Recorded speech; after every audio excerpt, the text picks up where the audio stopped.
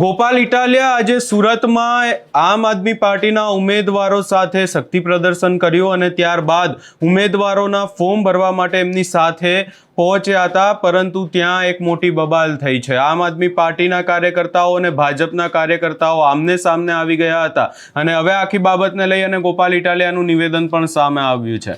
શું છે સમગ્ર મામલો એની વિગતે ચર્ચા કરીશું। નમસ્કાર, હું છું ઉજ્જવલ અને આપ જોઈ રહ્યા છો નિર્ભય ન્યૂઝ। સુરતમાં હવે ચૂંટણીને લઈ અને માહોલ ગરમાયો છે અને આમ આદમી પાર્ટીના કાર્યકર્તાઓ અને ભાજપના કાર્યકર્તાઓ આમને સામને પણ આવી ગયા, એકબીજાની વિરુદ્ધ સૂત્રોચ્ચાર પણ કર્યો છે। પરંતુ આ તમામ ચર્ચાઓની વચ્ચે વાત કરવી છે કે આખો મામલો શું હતો।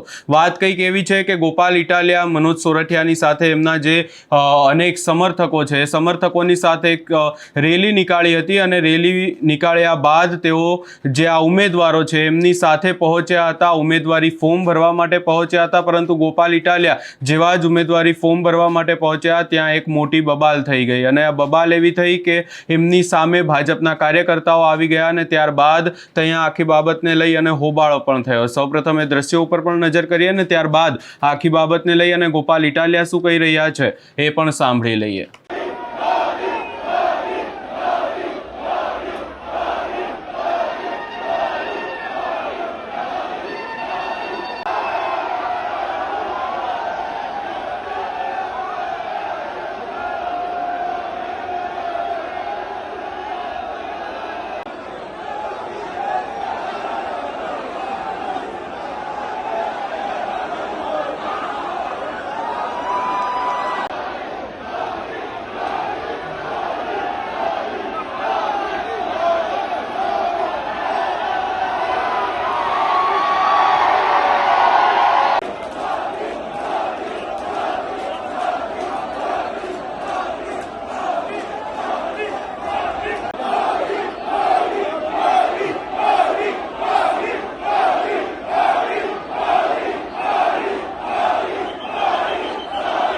વર્ષમાં આમ આદમી પાર્ટી દ્વારા જે રીતે મજબૂત વિપક્ષની ભૂમિકા ભજવવામાં આવી, સુરતની જનતાના શિક્ષણ માટે, સુરતની જનતાના સ્વાસ્થ્ય માટે, સુરતને વર્લ્ડ ક્લાસ શહેર બનાવવાની દિશામાં આગળ વધવા માટે આમ આદમી પાર્ટીએ જે કામ કર્યું છે એ જોતા સુરતની જનતા ખૂબ ઉત્સાહ સાથે ઝાડુને મત આપવા માટે આમ આદમી પાર્ટીને લાવવા માટે ઉત્સુક છે।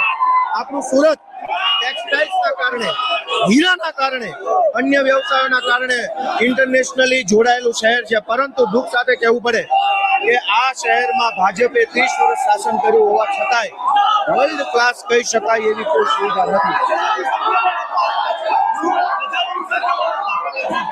આમ આદમી પાર્ટીનો ઉત્સાહ તમે જુઓ, આમ આદમી પાર્ટીના સૌ કાર્યકર્તાઓ, આમ આદમી પાર્ટીને મત આપનારા સૌ મતદારોનો ઉત્સાહ તમે જોશો તો તમે ખુશ થઈ જાવ એવો માહોલ છે। આ વખતે ચૂંટણીમાં જબરજસ્ત ઝાડુ ચાલવાનું છે, ભ્રષ્ટ ભાજપનો સફાયો થવાનો છે અને સુરત શાનદાર શહેર બનવા તરફ આગળ વધે।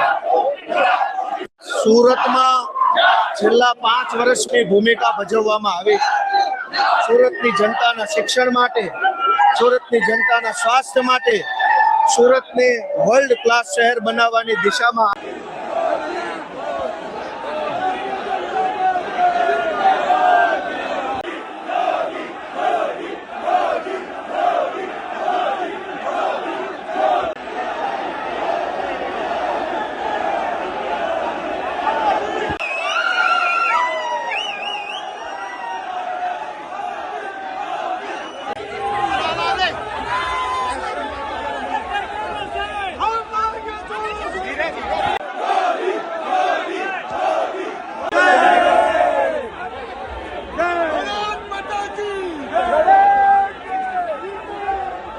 ફરી એકવાર આખી બાબતને લઈ અને ગોપાલ ઇટાલિયાએ ભાજપ ઉપર આકરા પ્રહારો કર્યા છે અને સીધું જ કહી દીધું છે કે જો 5 વર્ષમાં, છેલ્લા 5 વર્ષમાં કામ કર્યું હોત તો આજે આવી રીતે હોબાળો પણ ના કરવો પડ્યો હોત કદાચ આ લોકોને। અને એનાથી પણ વિશેષ સુરતમાં જે આગામી સમયમાં ચૂંટણી આવવાની છે એમાં કેવા કામો થશે, કેવા કામો નથી થયા એને લઈને પણ ગોપાલ ઇટાલિયા દ્વારા અહીંયા નિવેદન આપવામાં આવ્યું છે। આ આખો મામલો જ્યારે સામે આવ્યો ત્યારે એના પહેલા ગોપાલ ઇટાલિયા દ્વારા એક મોટી રેલી પણ નીકાળવામાં આવી હતી અને રેલી સ્વરૂપે ક્યાંક ને ક્યાંક આમ આદમી પાર્ટીના ઉમેદવારો સાથે ગોપાલ ઇટાલિયા પહોંચ્યા હતા, પરંતુ ત્યાં પહોંચી અને આખી જે બબાલ સામે આવીને ગોપાલ ઇટાલિયાએ હવે જે નિવેદન આપ્યું છે એને લઈ તમારો શું અભિપ્રાય છે એ અમને કમેન્ટ કરી જરૂર જણાવશો ને અમારી ચેનલ નિર્ભય ન્યૂઝને લાઇક, શેર, સબસ્ક્રાઇબ કરવાનું ભૂલશો નહીં.